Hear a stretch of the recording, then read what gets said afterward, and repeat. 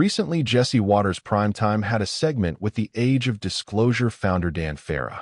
The discussion centered around alleged recovered UFO craft, multiple alien species, government secrecy, and ongoing disclosure claims. What followed felt less like journalism and more like a collision between old alien mythology, modern media theatrics, and AI-era epistemic uncertainty. What is this? A plot synopsis of 2013's Dark Skies. This interview sounds like exposition from the scene where the parents, Carrie Russell, Josh Hamilton, meet the alien conspiracy theory guy, J.K. Simmons, minus the alien abduction stuff. I mean, this interview goes down the line of the standard thought process that came out of all those UFO, alien, conspiracy books of the 1980s and 1990s. This whole interview sounds suspect. There are at least 4 separate types. Why only 4? Not 3. Not 12. They all have 2 arms, 2 legs, and a head. Why does this suspiciously look like this came directly from decades of pop cultural alien taxonomy? The Greys, Nordics, reptilians, insectoids. Nothing presented here or in the last 20 years is new disclosure.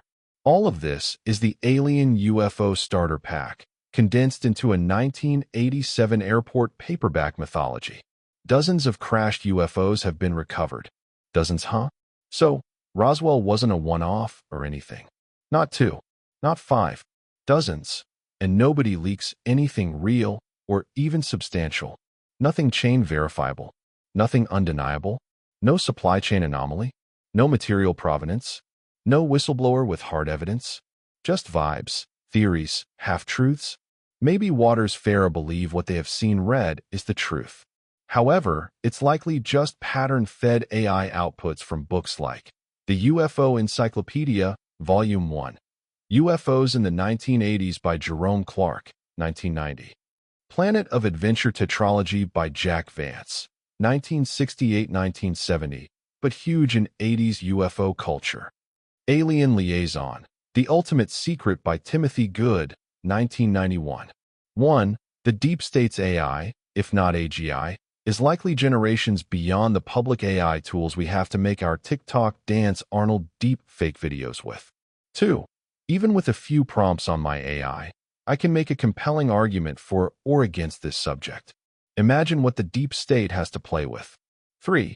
Nothing released compellingly suggests this is aliens. 4. Nothing released suggests extraterrestrial origin. If anything, what's been shown looks engineered, which points to humans, not aliens, unless you're arguing reverse-engineered tech. 5. Once you eliminate the impossible, whatever remains, no matter how improbable, must be the truth. Arthur Conan Doyle. Could any and all of this be aliens? Sure. Of course, it's possible. However, possible and probable are not one and the same thing. Do I personally believe something is off? Absolutely. Do I believe this verbatim? Absolutely not. Why? Because 1 through 5 are the only liberties I am willing to take.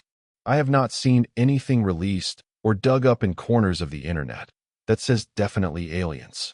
Most of the videos that trigger that what if response are exactly the kinds of things AI can already fake convincingly because of what I know about AI recreation technology that goes back as far as Windows 98, maybe even older.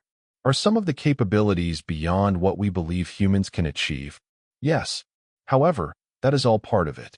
Humanity believes where we are is where we are. Where we actually are technologically is beyond the public's understanding. So, everything we see online or otherwise reflects us not understanding this and projecting our own fears and desires onto it. We want to believe so bad. The modern media and social media environments are one and the same at making this impulse worse. We are living in information saturation where unrelated events begin to feel narratively connected simply because they are happening at the same time and being amplified through the same systems. UFO disclosures, space anomalies, NASA headlines, alien films on disclosure, missing scientists, government secrecy language, social media speculation. Stack enough emotionally charged fragments close together, and the human brain does what it has always done: pattern match chaos into story. Maybe some of those connections are real. Maybe none of them are. That uncertainty is exactly what makes mythology scale so efficiently. If we can answer confidently 1 through 5 and what that really means for the subject matter, then we can have a big boy conversation about this. Right now, there isn't anything here. Just more questions, which works best for the deep state. Uncertainty and confusion are the perfect control mechanisms. It keeps believers chasing confirmation, skeptics chasing debunks, and everyone emotionally invested in a narrative they cannot independently verify. For writers and content creators, uncertainty monetizes beautifully on social media platforms.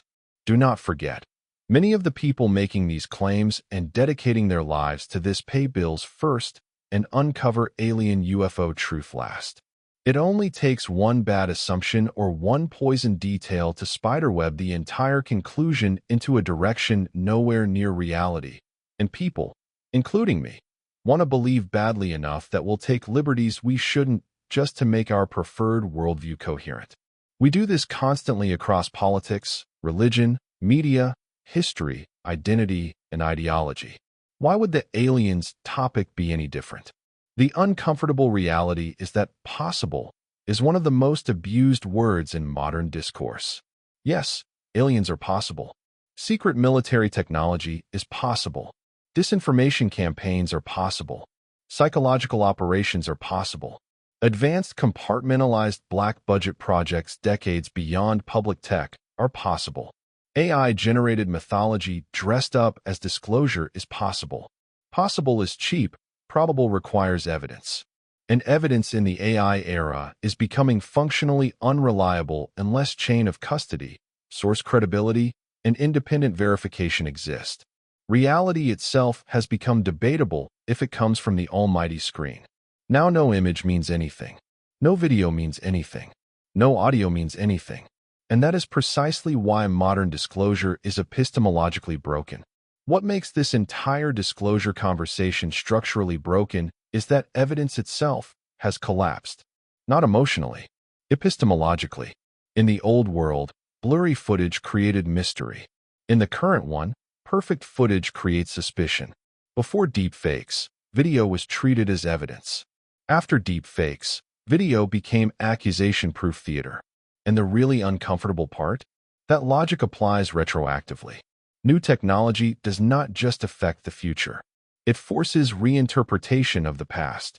If publicly available AI can fabricate convincing reality now, what existed in primitive but still effective forms behind classified walls 20 or 30 years ago?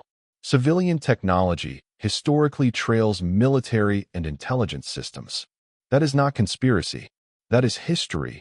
DARPA, GPS, intelligence tradecraft, surveillance systems.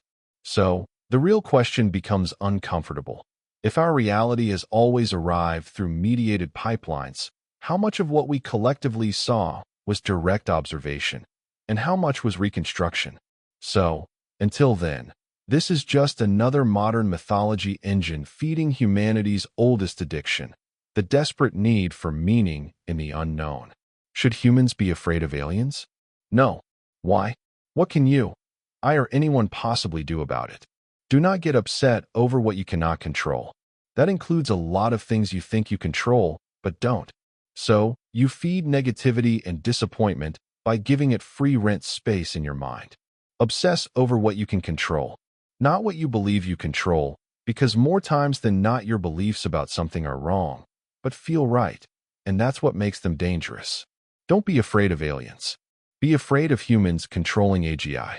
Be afraid of humans weaponizing uncertainty the same way they always have. The more we are all supposed to know. Fractura Epistemica, Latin for Epistemic Breakage, by David-Angelo Mineo. May 19, 2026. 1,250 words.